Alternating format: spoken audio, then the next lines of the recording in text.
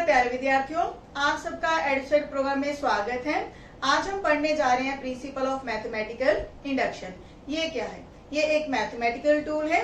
जिस तरह हमारे पास बहुत सारे टूल होते हैं, सीजर का इस्तेमाल हम पेपर काटने के लिए करते हैं और चाकू का इस्तेमाल हम सब्जी काटने के लिए करते हैं, उसी तरह जो मैथमेटिकल इंडक्शन है ये भी एक टूल है जिससे हम मैथमेटिकल स्टेटमेंट्स को सॉल्व करते हैं। अब ये मैथमेटिकल स्टेटमेंट्स क्या है?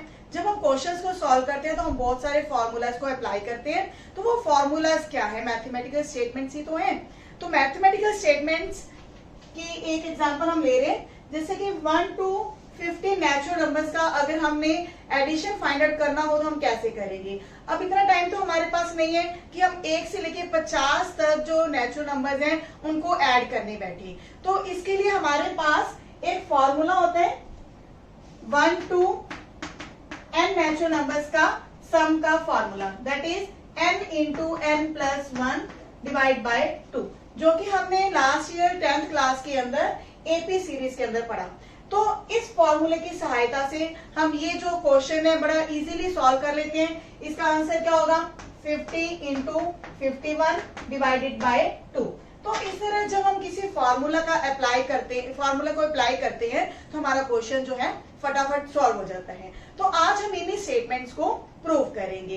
तो इसके लिए हमने कौन सा मेथड अप्लाई करना है? Principle of mathematical induction. अब इंडक्शन समझने की इंडक्शन क्या होता है। दो वर्ड्स हैं, इंडक्शन और डिडक्शन। पहले हम डिडक्शन को समझ लेते हैं कि डिडक्शन क्या है। डिडक्शन में क्या होता है कि जनरल केसेस से हम स्पेसिफिक केसेस को डिस्कस करते हैं। जैसे कि अगर हमें कोई जनरल फॉर्मूला दिया गया हो तो उससे रिलेटेड हम क्वेश्चंस को सॉल्व करते हैं, तो वो होता है डिडक्शन मेथड। जैसे कि एग्जांपल हम ले रहे हैं, ऑल ह्यूमंस ईट फूड। ये एक जनरल केस है कि सभी मनुष्य खाना खाते हैं, लेकिन इसके साथ जब हम स्पेसिफिक केसेस को डिस्कस करते हैं तो हम ये कह सकते हैं कि रितु ईट्स फूड, रितु भी खाना खाती है, Priyanka Yeats food, Sohan Yeats food. ये तीनों केसेस क्या है? ये पर्टिकुलर केसेस है, यानी कि हमने जनरल केस से पर्टिकुलर केस को डिस्कस किया, तो ये हुआ डिडक्शन मेथड। तो इसके बाद जो इंडक्शन है ये जस्ट इसका ऑपोजिट है। ऑपोजिट का मतलब ये है कि जब हम स्पेसिफिक केसेस को लेकर कोई जनरल फॉर्मूला क्रिएट करते हैं तो हम ये कहते हैं कि वहां इंडक्शन मेथड अप्लाई होता है। जैसे कि अगर ये तीनों केसेस से हम ये कहें कि ऑल ह्यूमंस ईट फूड, तो बिल्कुल सही है, क्योंकि ये तीनों क्या है? ह्यूमन बींग्स हैं, तो ह्यूमन खाना खाते हैं, तो ये हमारा जनरल केस इससे इंड्यूस हुआ।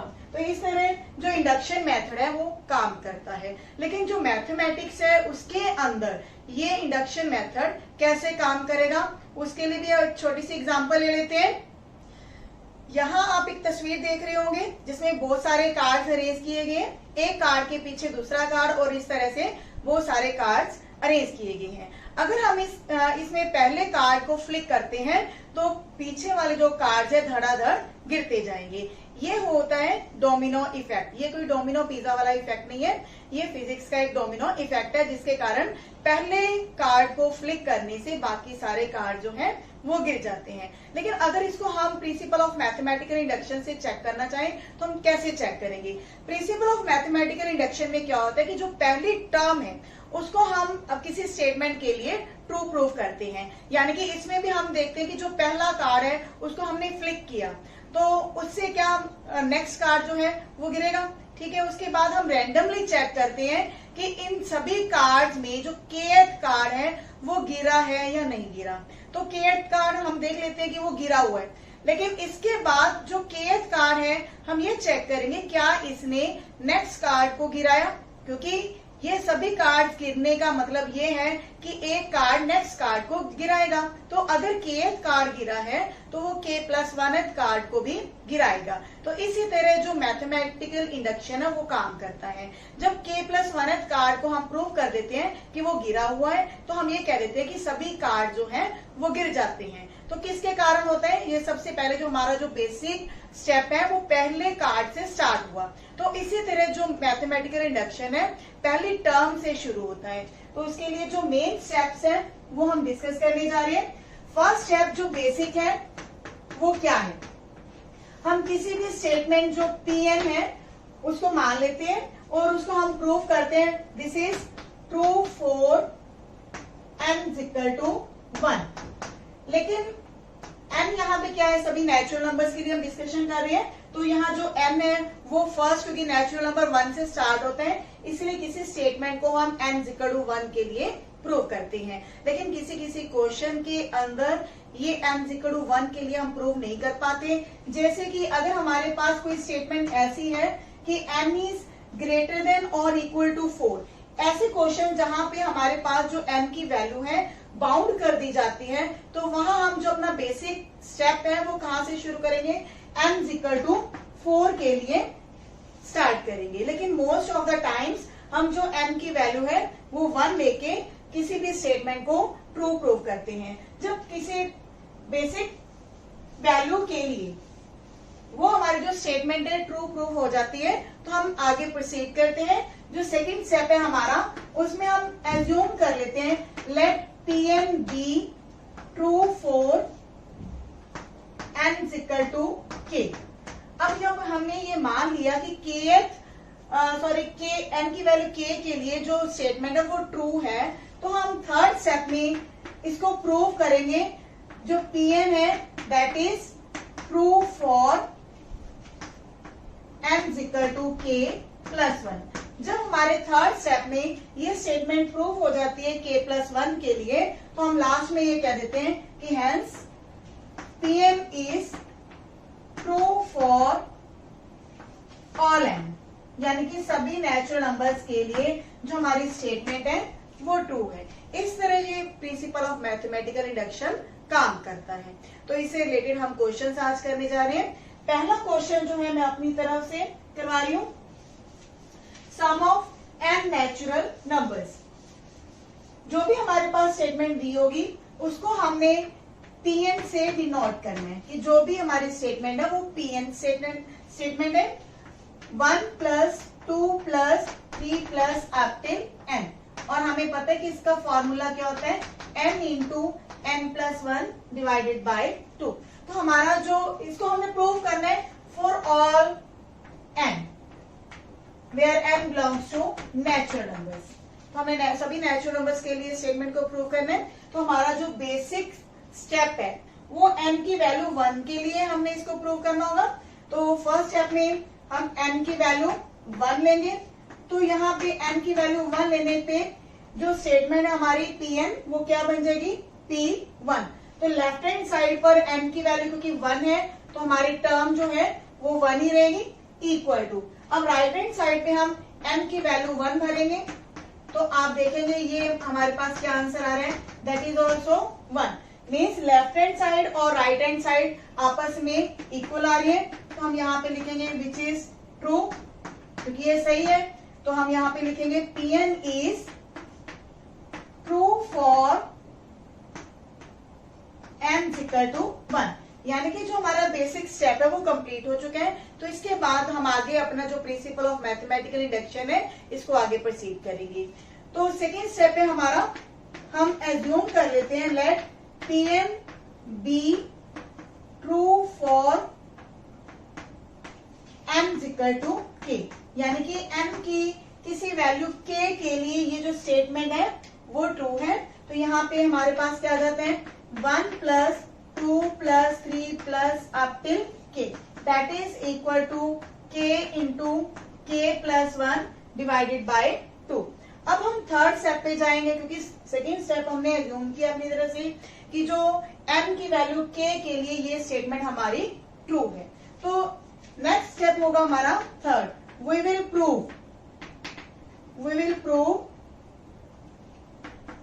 Pn is also true for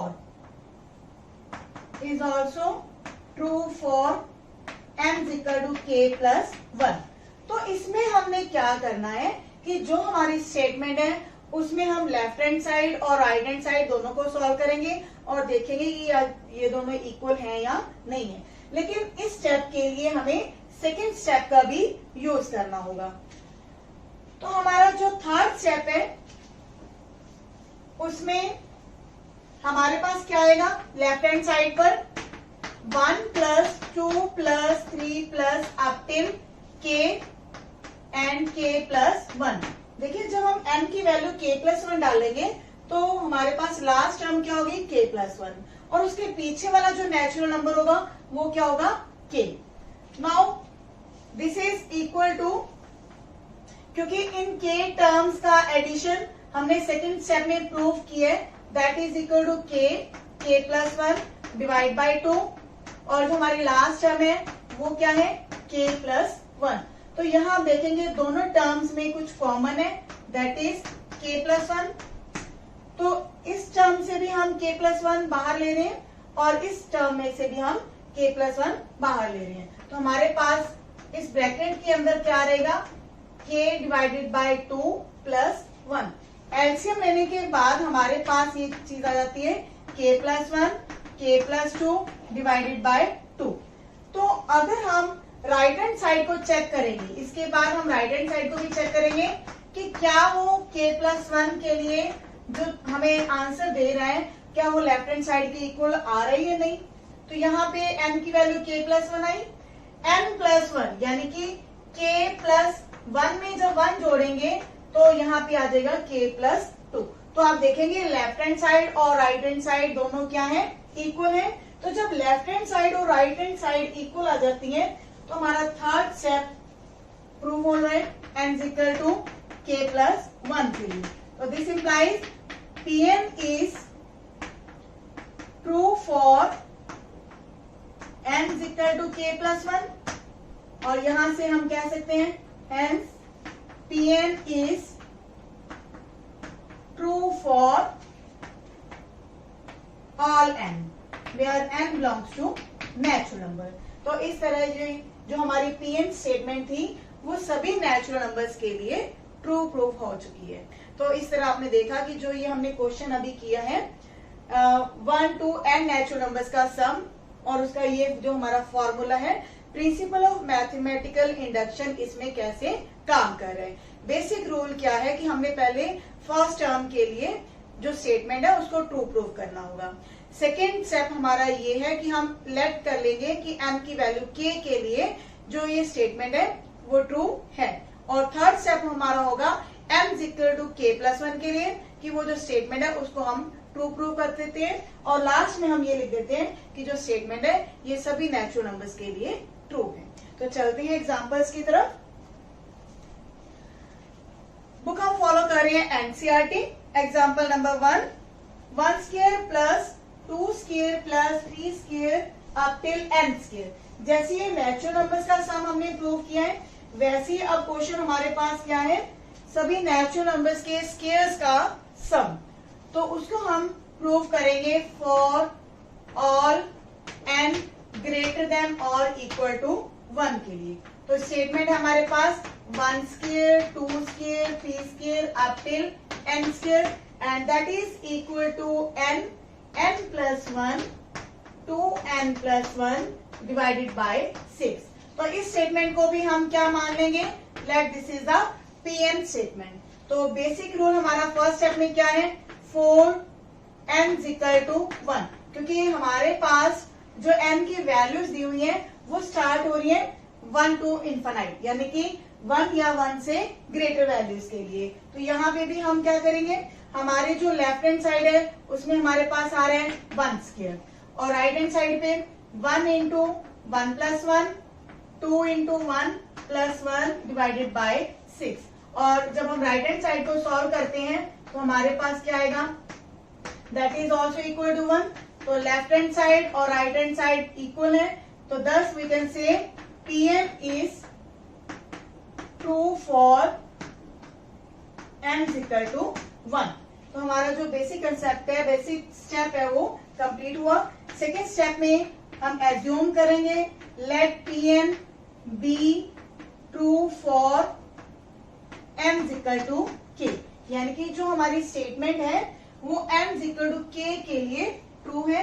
just हमने क्या करना होगा जो हमारी स्टेटमेंट है उसमें हम m की वैल्यू k ले लेंगे 1 square plus 2 square plus 3 square up till k square and that is equal to k plus 1 into 2k plus 1 divided by 6। तो ये हमारी जो स्टेटमेंट है ट्रू है n is equal to k के लिए। तो थर्ड स्टेप में हम 4n = k + 1 के लिए इस स्टेटमेंट को प्रूव करेंगे। तो हमारी जो लेफ्ट हैंड साइड है उसमें हमारे पास आएगा 1² 2² 3² up till k² and k + 1²।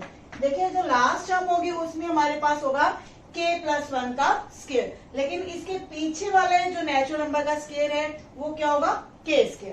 तो इस जो हमारे पास ये सीरीज है 1² से लेके k², तो इनका जो सम है वो हमारे पास सेकेंड स्टेप में आ चुका है k × k + 1 × 2k + 1 / 6। तो ये वैल्यू हम यहाँ पे रिप्लेस करेंगे। तो फिर देखते हैं हमारे पास क्या बनता है।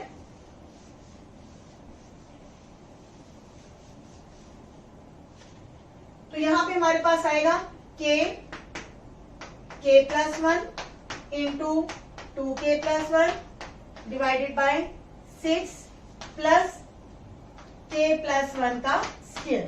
तो यहाँ पे भी आप देखेंगे कि जो हमारी लेफ्ट हैंड साइड है इसमें ये दो टर्म्स हैं जिनमें k + 1 कॉमन आ रहा है, तो k + 1 को हम कॉमन ले लेंगे और यहाँ पे हमारे पास आएगा k 2k + 1 प्लस में है k + 1, लेकिन फर्स्ट टर्म के डिनोमिनेटर में 6 भी है और जब 6 को हम एलसीएम में लेंगे तो यहाँ पे हमारी जो सेकंड टर्म है वो 6 टाइम हो जाएगी। तो यहाँ पे आप देखेंगे ये क्या आया k + 1 जो कि हमारे पास ऑलरेडी कॉमन है, ब्रैकेट्स को ओपन करेंगे 2k² plus k plus 6k plus 6 / 6। तो हम जो ये दूसरा फैक्टर है k + 1 के साथ इसको हम फैक्टराइज करेंगे, क्योंकि यहाँ पे हमारे पास आ जाएगा 2k² प्लस 7k प्लस 6 / 6। तो by splitting the middle term, क्योंकि बीच में हमारे पास है 7k और दो टर्म्स में ऐसे डिवाइड करना है कि उनकी जो मल्टीप्लाई होगी वो क्या आ जानी चाहिए 12k²। तो 12k² के दो पार्ट कौन से होंगे 3k × 4k। तो इस तरह से हमारे पास ये फैक्टर आ जाएंगे 2k + 3 एंड k + 2 / 6। तो ये हमारे जो तीन फैक्टर आ चुके हैं। अब हम राइट हैंड साइड पर चेक करेंगे कि जब हम इनमें k की वैल्यू k + 1 लेते हैं तो ये आप चेक करेंगे यहाँ पे k + 1 आ जाएगा और यहाँ पे सिमिलरली k + 2 बन जाएगा, और जब यहाँ पे k की वैल्यू k + 1 लेंगे तो वो वैल्यू हमारे पास आएगी 2k + 3 / 6। तो इस तरह हम ये कहेंगे कि जो लेफ्ट हैंड साइड है और राइट हैंड साइड है वो आपस में इक्वल है। राइट हैंड साइड पे भी हमारे पास सेम फैक्टर्स आएंगे k + 1 k + 2 2k + 3 / 6। तो यहाँ पे हमारे पास आएगा left hand side is equal to right hand side, thus Pn is true for n is equal to k + 1, thus Pn is true for all n where n is greater than or equal to 1। हमारे second example क्या है, prove that 2n is greater than n for all positive integers n।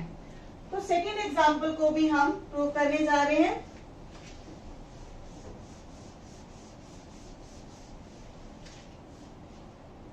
हमारे पास क्या है statement second example के अंदर 2n is greater than n। हमने इसको भी फॉर ऑल n के लिए, फॉर ऑल पॉजिटिव n के लिए प्रूव करना है। तो इसको भी हम एक स्टेटमेंट मान लेते हैं, let this is the statement Pn 2n is greater than n। तो इसमें भी हम अपने पहले स्टेप फॉर n = 1 के लिए स्टार्ट करेंगे। तो यहाँ पे P1 क्या आएगा हमारे पास 2n is greater than 1 and which is true, क्योंकि हमें पता है कि जो 2 है वो हमेशा 1 से बड़ा होता है। तो इसीलिए ये जो Pn है that is true for n = 1। Second step हमारा क्या होगा, let Pn be true for n equal to k। हमने एज्यूम कर लिया कि जो हमारी स्टेटमेंट है ये ट्रू है n इक्वल टू k के लिए। तो यहां से हमारे पास p के स्टेटमेंट क्या आ जाएगी, 2k is greater than k। तो हमारा जो थर्ड स्टेप है उसमें हम इस स्टेटमेंट को n equal to k plus 1 के लिए प्रूव करेंगे। तो जो हमारी स्टेटमेंट है p k प्लस 1 वो क्या आएगी, 2k प्लस 1। हमें क्या चाहिए, 2k। तो यहां से हम एक पावर इसकी जो है वो सेपरेट कर देंगे। क्लियर है। तो इसके बाद क्या आएगा, 2k इंटू 2, सॉरी मैं इसको रिपीट कर रही हूं। अब 2k क्या है, that is greater than k। तो ग्रेटर देन k इंटू 2, तो ये 2k बन गया। अब 2k को हम लिख रहे हैं k प्लस k। अब कोई नंबर k जो कि 1 से बड़ा है उसको हम ये लिख सकते हैं that is greater than k plus 1, क्योंकि हम n की वैल्यू 1 के लिए जो स्टेप है ऑलरेडी क्लियर कर चुके हैं। तो जो n की वैल्यू k के लिए हमने सेकंड स्टेप माना था वो k क्या है, 1 से ग्रेटर है। तो ऑब्वियसली यहाँ पे हम जो k प्लस k लिख रहे हैं उसको हम लिख सकते हैं it is greater than k plus 1। तो यहाँ से हमारे पास ये वैल्यू आ चुकी है 2k plus 1 is greater than k plus 1। तो ये हमारा जो थर्ड स्टेप था वो प्रूव हो चुका है। तो इसके बाद हम इजीली कह सकते हैं कि जो Pn स्टेटमेंट है that is true for all positive n। तो इसके बाद एक एग्जांपल हम और कर लेते हैं ताकि ये जो आपको मैथमेटिकल इंडक्शन है और अच्छे तरीके से समझ आ सके। Third example is for all n greater than और equal to 1 we have the statement 1 divided by 1 into 2, 1 divided by 2 into 3 and so on। Last term है इसमें n into n plus 1 और इक्वल टू है ये formula n divide by n plus 1। तो इसको भी हम एक Pn स्टेटमेंट मान लेंगे। तो फर्स्ट स्टेप हमारा फिर से वही है, n इक्वल टू 1 हम लेंगे। तो P1 हमारे पास क्या आएगा, first term 1 divide by 1 into 2, ये प्रोडक्ट का साइन है, ठीक है, मल्टीप्लाई का, is equal to right hand side पे हमारे पास क्या है 1 डिवाइड बाय 1 प्लस 1। तो इस तरह से लेफ्ट हैंड साइड और राइट हैंड साइड दोनों पे हमारे पास क्या आ चुके हैं, सेम चीज। तो हम ये कह सकते हैं कि जो Pn है that is true for n equal to 1। तो हम सेकेंड स्टेप स्टार्ट कर रहे हैं, let Pn be true for n equal to k। तो सेकेंड स्टेप में हमने एज्यूम किया, तो जो हमारी p के स्टेटमेंट है वो क्या आएगी 1 divide by 1 into 2 up till 1 by k plus 1 plus last term होगी k plus 1 and k plus 2। क्योंकि जब हम यहाँ पे n की वैल्यू k प्लस 1 लेंगे तो यहाँ पे आएगा k प्लस 1, सॉरी ये kth स्टेप के लिए चल रहे हैं। तो लास्ट टर्म हमारी यही होगी 1 by k into k plus 1 that is equal to k divide by k plus 1।